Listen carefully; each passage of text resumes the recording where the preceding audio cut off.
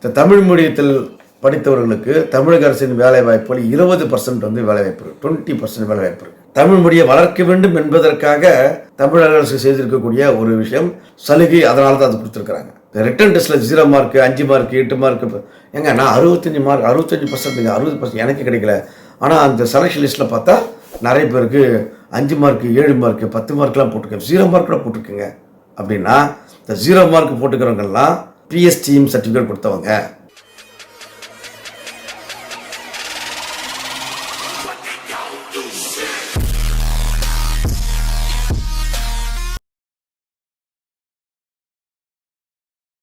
அனைவருக்கும் வணக்கம். நான் உங்கள் டி.ஜே. சங்கர். சென்ற வார பதிவில் ஒரு விஷயத்தை சொல்லியிருந்தோம். தமிழக அரசு பணியிடங்களில் என்னென்ன பணியிடங்களுக்கு என்னென்ன கல்வி தகுதி, என்னென்ன சலுகைகள், உரிமைகள் வழங்கப்பட்டிருக்கிறது, யாருக்கெல்லாம் வேலைகள் எந்தெந்த வழியில் கிடைக்கும் என்பதை பற்றி நாம் ஒரு 2-3 வீடியோக்கள் போடலாம் சென்ற வாரம் சொல்லியிருந்தோம். அதன் அடிப்படையில் போடக்கூடிய வீடியோ இன்றைக்கு. இந்த சேனல் ஏற்கனவே சொன்னது மாதிரி சமூக விழிப்புணர்வு கொண்ட ஒரு சேனல், இளைஞர்களுக்கு, மாணவர்களுக்கு விழிப்புணர்வை ஏற்படுத்துகின்ற ஒரு சேனல். குறிப்பாக வேலைவாய்ப்பற்ற இளைஞர்களுக்கு வேலைவாய்ப்பை பெற்று தருவதற்கு அல்லது சில ஆலோசனைகளை வழங்குவதற்கான சேனல். எனவே இந்த சேனலை சப்ஸ்கிரைப் பண்ணாதவங்க சப்ஸ்கிரைப் பண்ணுங்க, ஷேர் பண்ணுங்க, லைக் பண்ணுங்க, குறிப்பாக கமெண்ட் பண்ணுங்க.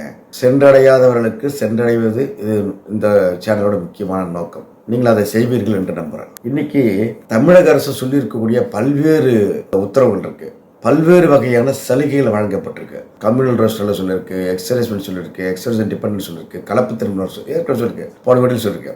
அதை பற்றியெல்லாம் ஒரு 2-3 பார்க்க போகிறோம். இனி ஒரு 2-3 பார்க்க போகிறோம். இதை தெரிந்து கொண்டால் ஆன்லைன் விண்ணப்பிக்கும் போது சரியாக விண்ணப்பிக்க முடியும் அப்படின்றதான் இதோடைய நோக்கம். நீ ஃபர்ஸ்ட் பார்க்க போகிறது என்னன்னா, தமிழ் மொழியில் தகுதி, குவாலிஃபிகேஷன் இன் தமிழ் ஒரு விஷயம் இருக்கு. என்னன்னா, டிஎன்பிஎஸ்சி ரெக்ரூட் பண்ற பொழுது இதுக்கு முன்னாடி, அதாவது இப்பொழுது திமுக ஆட்சி, இதுக்கு முன்னாடி ஏடிஎம்கே ஆட்சி காலத்தில் இதுக்கு முன்னாடி என்ன பண்ணியிருந்தாங்கன்னா, உலகம் முழுக்க இருக்கிற யார் வேண்டுமானாலும் தமிழக அரசின் வேலை வாய்ப்புகளுக்கு அப்ளை பண்ணலாம் அப்படின்னு ஒரு ஜியோ ஒன்று பன்னீர்செல்வம் முதலமைச்சராக இருந்த பொழுது போடப்பட்ட ஜியோ.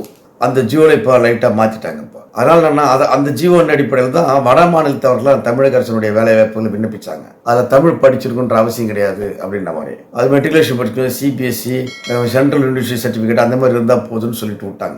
அதில் ஒரு திருத்தம் பண்ணி அந்த திருத்தத்தை இப்போ சொல்ல போகிறோம். என்னன்னா, தமிழ் மொழியில் தமிழக அரசின் வேலை வாய்ப்புகளை பெற வேண்டும் என்று சொன்னால் தமிழ் மொழி தகுதி பெற்றிருக்க வேண்டும் சொல்றாங்க. எப்படி? அதாவது அவங்க விண்ணப்பிக்கும் பொழுது தகுதி பெறவில்லை என்றாலும் கூட விண்ணப்பித்து வேலைக்கு சேர்ந்த 2 ஆண்டுகளுக்கு தகுதி பெற வேண்டும் என்று சொல்றாங்க. தமிழ்நாடு அரசு பணியாளர் சட்டம் 2016 பிரிவு 21 படி மாநிலத்தின் ஆட்சி மொழியில், அதாவது தமிழில் போதுமான அறிவை கொண்டிருந்தால் அன்றி நேரடி நியமனத்தின் மூலமாக எந்த பணியிலும் பணியமர்த்தப்படுவதற்கு தகுதி உடையவர் அல்ல என்று சொல்றேன்னா, எந்த பணியிடத்துக்கு நியமனம் நடைபெற இருக்கிறதோ அந்த பணியிடத்தை பணி நியமனம் செய்ய பிற வகைகளில் தகுதியுடையவராக இருக்கும் ஒருவர் அப்பணியிடத்திற்கு விண்ணப்பிக்கும் பொழுது போதுமான தமிழருக்கு கொண்டிருக்கவில்லை என்றாலும் கூட அவர் அந்த பணிக்கு தேர்வு செய்யப்பட்ட பணியாற்றம் செய்யப்பட்டால் பணியமர்த்தி 2 ஆண்டுகளுக்குள் அவர் அந்த கல்வி தகுதியை பெறணும். போதிய தமிழ் அறிவை பெறணும்னு சொல்றாங்க. போதிய தமிழ் அறிவுனா என்ன அப்படின்னா, அவங்க கல்வி இறுதி ஆண்டு படிச்சிருப்பாங்க, 10th +2. இப்போ ஏஇ டிப்ளமோ அப்படின்னா, டிப்ளமோக்குன்னா 10th முடிச்சுட்டு டிப்ளமோ படிக்கிறவங்க இருப்பாங்க. பிஇ படிக்கிறவங்க +2 முடிச்சுட்டு பிஇ படிக்கிறவங்க இருப்பாங்க. அப்போ 10th-லையும் +2-லையும் தமிழ் மொழியை ஒரு பாடமாக எடுத்து பயிற்றுவிக்க வேண்டும். தமிழ் ஒரு லாங்குவேஜ் இருக்கணும். தமிழ் எழுதவோ படிக்கவோ தெரிந்திருக்க வேண்டும். அப்படி தமிழில் எழுத படிக்க தெரிந்திருக்க ஒருவர் தான் குவாலிஃபிகேஷன் தமிழ் அப்படின்றதுக்கு பொறுத்தோ அவர் தான் விண்ணப்பிக்க முடியும். இல்லை விண்ணப்பித்து செலக்ட் ஆனால் கூட அவர் தான் அந்த இடத்துல இருக்க முடியும். அப்படி இல்லை என்று சொன்னால் அவர் 2 ஆண்டுகளுக்கு பிறகு அவரை டெர்மினேட் பண்ணிடுவாங்க என்று சொல்றாங்க. விளக்கம் பாருங்க.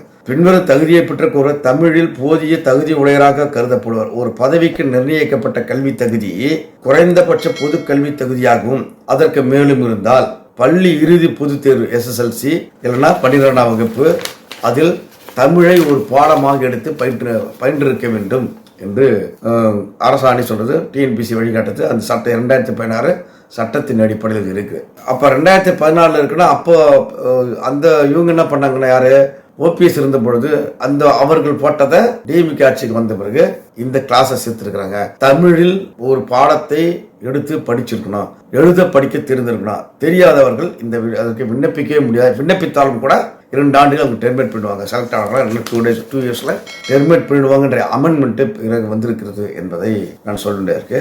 2017 போட்டதுக்கு அமெண்ட்மெண்ட்டு 2021 இவங்க வந்த பிறகு பண்ணியிருக்கிறாங்க என்றது தமிழ் மொழியில் தகுதி அப்படின்ற விஷயத்துக்கு. இப்போ இன்னொன்று சொல்லலாம்னு நினைக்கிறேன். இதில் என்னன்னா, தமிழ் வழி கல்வி பயின்றவர் PST public the person studied in Tamil medium அப்படின்னு ஒரு இருக்கு. இந்த தமிழ் மீடியத்தில் படித்தவர்களுக்கு தமிழக அரசின் வேலை வாய்ப்புகள் 20% வந்து வேலை வாய்ப்பு இருக்கு, 20% வேலை வாய்ப்பு இருக்கு. ஒரு 10,000 பேர் எடுக்கிறாங்கன்னா தமிழ் வழிகள் கல்வி பயின்றவர்களுக்கு 2,000 பேர் வருவாங்க. உதாரணத்துக்கு இபியில் வந்து ஒரு 10,000 பேர் கேங்மேன் எடுத்தாங்கன்னா 10,000 பேர் 2,000 பேர் தமிழ் மொழியில் பயின்றவர்களுக்கு வேலை கொடுத்துருக்கோம். என்னன்னா, இந்த கேங்மேன்ல ஒரு 370 பேர் தான் வந்தாங்க. 370 பேர் தான் தமிழ் மொழியில் கல்வி பயின்றதாக உள்ள வந்திருக்கிறாங்க. மீதி ஒரு 1630 பேருக்கு தமிழ் மொழியில் கல்வி பயின்றதாக அந்த கோட்டால வரல. ஏன்னா சஃபிஷியன்ட் ஹேண்ட்ஸ் இல்லை என்று நிர்வாகம் சொல்லியிருக்கு. அது எந்த அளவுக்கு என்னன்றதை நம்ம உள்ள போய் தான் பார்க்கணும். இல்லைன்றதால 370 பேர் செலக்ட் பண்ணியிருக்காங்க. இப்போ பிஎஸ்சி பர்சன் ஸ்டடி தமிழ் மீடியம்னா என்ன அப்படின்னு ஒரு கேள்வி இல்லையா? அப்படின்னா, தமிழ் மீடியம்னா தமிழ் இன்ஸ்ட்ரக்ஷன், அதாவது தமிழ் வழியில் தமிழ் மொழியில் கல்வி பயின்றிருக்கணும். தமிழ் பாடம் மட்டுமல்ல, விஞ்ஞானம், கணிதம், ஒரு 6 சப்ஜெக்ட்னா 6 சப்ஜெக்ட்டுமே Tamil as it is Tamil வச்சுங்களேன். மற்ற 5 சப்ஜெக்ட்டுமே தமிழ் வழியில் தமிழ் இன்ஸ்ட்ரக்ஷன், தமிழ் மீடியம்னு இதுதான் சொல்றது. அப்ப அதில் பயின்று இருக்க வேண்டும் என்று சொல்றாங்க. இப்போ உதாரணத்துக்குன்னா, இப்போ வந்து ஏஐ எடுக்கிறாங்க, ஏஐ போஸ்ட்டுக்கு பிஇ குவாலிஃபிகேஷன் சொல்றாங்க.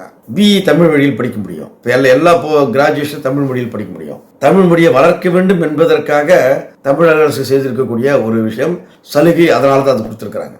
அப்போ நிறைய பேர் அப்படி படிக்கிறதுல வச்சுங்களேன், ஒரு பிஇ எலக்ட்ரிக்கல் அண்ட் எலக்ட்ரானிக்ஸ் எப்படி நான் வந்து தமிழில் படிக்க முடியும்? அது வந்து ஆங்கில தழுவல் வந்திருக்கு, ஆங்கிலத்தில் படித்தாதான் கரெக்டாக இருக்குன்னு சொல்லி ஆங்கிலத்தில் படிக்கிறவங்க தான் நிறைய பேர் இருக்காங்க.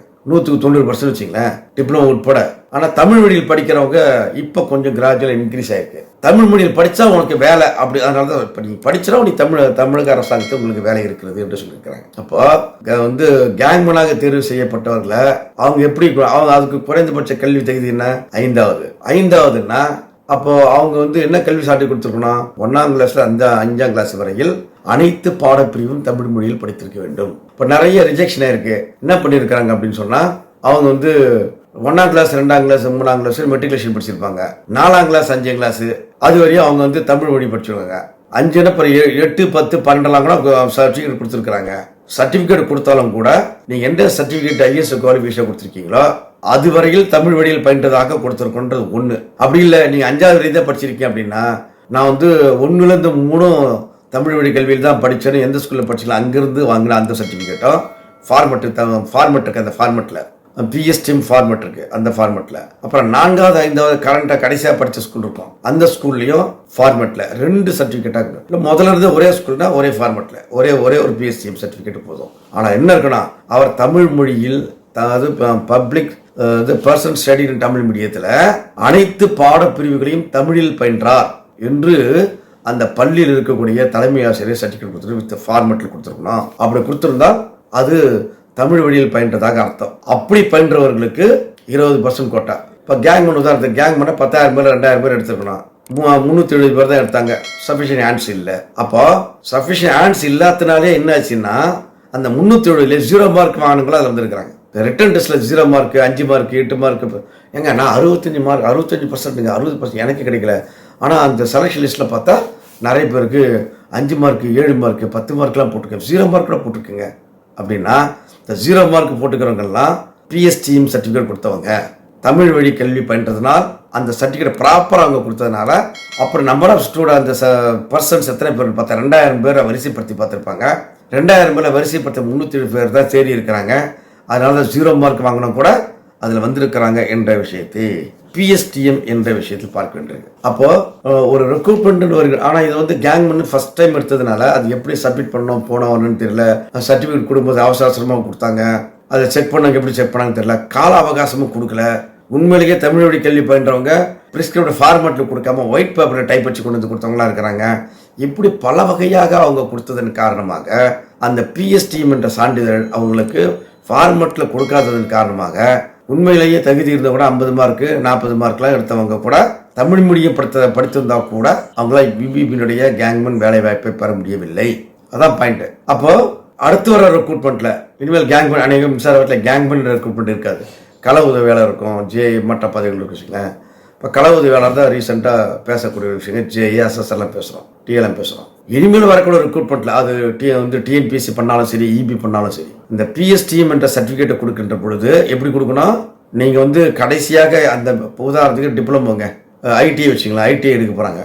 ITI என்னன்னா 10th, அதுக்கப்புறம் ITI படிச்சிருக்கணும். இப்போ அந்த 10th படிக்கிறது இல்லையா, 10th 1ஆம் கிளாஸ்லேருந்து 10ஆம் கிளாஸ் வரையும் தமிழ் வழியில் பயின்றிருக்க வேண்டும். 5 சப்ஜெக்ட் தமிழ் சப்ஜெக்டா, தமிழ் இன்ஸ்ட்ரக்ஷன் மெத்தட் மீடியம் ஒன்று. நீ அதே 1லேருந்து 10ஆம் கிளாஸ் வரையும் 2 ஸ்கூலில் 3 ஸ்கூலில் மாறி மாறி படிச்சிருந்தீங்கன்னா எல்லா ஸ்கூல்லையும் போயிட்டு என்ன பண்ணணும்னா 1ஆம் கிளாஸ்லேருந்து 5ஆம் கிளாஸ் ஒரு ஸ்கூல் படிச்சு அந்த ஸ்கூலில் ஒரு PSTM சர்டிஃபிகேட் வாங்கினா, 5லேருந்து 8 ஒரு ஸ்கூலில் படிச்சா அங்கேருந்து ஒரு PSTM சர்டிஃபிகேட் வாங்கினா, 9, 10 ஒரு இடத்துல வாங்கினா அதையும் வாங்கினா, ப்ளஸ் இங்கே எலக்ட்ரிஷியன் ட்ரேடு, ஒயர்மெண்ட் ட்ரேடு, இந்த ட்ரேடு ITயில் சொல்லிக் கொடுப்பாங்க. இதையும் நீங்கள் தமிழில் பயின்றிருக்க வேண்டும். அங்கேயும் ஒரு PSTM வாங்கணும். ஸோ 1, 2, 3, 4 சர்டிஃபிகேட், 4 சர்டிஃபிகேட் நீங்கள் ப்ரொடியூஸ் பண்ணாதான் நீங்கள் தமிழ் வழியில் பயின்றதாக அர்த்தம். இது கள உதவியாளருக்கு, FAக்கு. அதே மாதிரி டிப்ளமோக்கு அப் டு 10th வரையும், 10th முடிச்சுட்டு டிப்ளமோ படிச்சுப்பேன். டிப்ளமோ அந்த 3 ஆண்டு படிப்பு, இல்லை பார்ட் டைம் படிச்சிங்கன்னா 4 ஆண்டு படிப்பு, அதையும் தமிழ் மெத்தடில், தமிழ் இன்ஸ்ட்ரக்ஷனில் PSTM படிச்சிருக்கணும். அது மெத்தடில் படிச்சிருந்தால் PSTM கொடுப்பாங்க. அந்த PSTM சர்டிஃபிகேட் கொண்டு வந்தீங்கன்னா 20% தமிழக அரசுடைய 20% வேலை வாய்ப்பில் நீங்க வர முடியும். இந்த கோட்டால ஈஸியா உள்ள வந்துட முடியும். ரொம்ப ரொம்ப முக்கியம். கேங்மேனாக உள்ள வந்த 10,000 பேரில் 2,000 பேர் கோட்டா உண்டு. 370 பேர் தான் வந்தாங்க.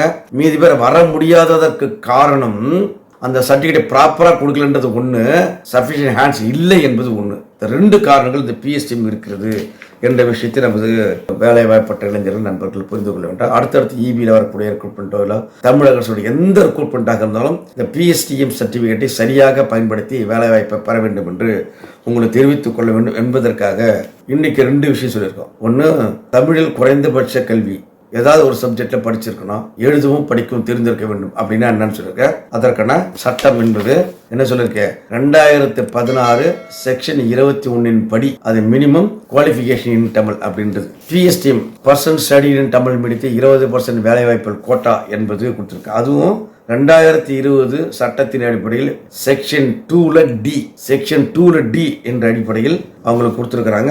இது அமெண்ட்மெண்ட் ஆக்ட். இதை நண்பர்கள் சரியாக பயன்படுத்தி வேலை வாய்ப்பை பெற வேண்டும். அநேகமாக தமிழ் வழி படிக்கிறது என்பது இப்போதான் பிரபலமாயிட்டு வருது. ஏற்கனவே படிச்சிருக்க ரொம்ப ரொம்ப கம்மியாக தான் இருந்திருப்பீங்க. அந்த சர்டிபிகேட்டை ப்ராப்பராக வாங்கி ப்ராப்பராக கொடுத்து ப்ராப்பராக அணுகினால் 20% கோட்டாவில் தமிழக அரசின் வேலை வாய்ப்பை நீங்கள் பெற முடியும் என்பதை மட்டும் இந்த சொல்லி இந்த காணொலி இதோடு முடிக்கலாம்னு நினைக்கிறேன். இது நம்ம ஏற்கனவே சென்ற வாரம் சொன்ன அந்த வீடியோவோட தொடர்ச்சி.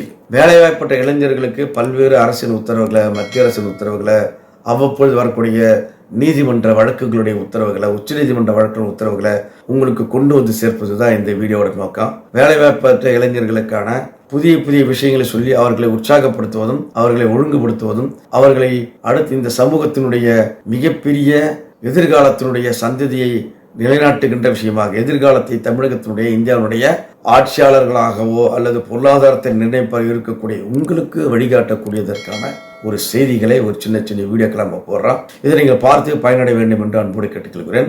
இது போன்ற வீடியோக்களை தொடர்ந்து பார்ப்பதற்கு இந்த சேனலை சப்ஸ்கிரைப் பண்ணுங்க, ஷேர் பண்ணுங்க, லைக் பண்ணுங்க. உங்கள் நண்பர்களுக்கும் இதை ஃபார்வர்ட் பண்ண வேண்டும் என்று அன்போடு கேட்டுக்கொள்கிறேன். மீண்டும் வேறொரு காணொளியில் வேறொரு 2-3 விஷயங்களை வைத்துக் கொண்டு நம்ம பேசுவோம், உரையாடுவோம். நான் அன்டில் தென் இந்த வீடியோவை பார்க்கின்ற நண்பர்களுக்கு மீண்டும் ஒருமுறை சொல்லிக் கொள்கிறேன். இந்த வீடியோவை ஷேர் பண்ணுங்க, லைக் பண்ணுங்க, கமெண்ட் பண்ணுங்க. குறிப்பாக நீங்க அனைவருக்கும் கொண்டு போய் சேர்க்க வேண்டும் அன்போடு கேட்டுக்கொள்கிறேன். மீண்டும் வேறொரு காணொளியில் சந்திப்போம். அன்டில் தென் நான் உங்கள் TJ சங்கர். நன்றி, வணக்கம்.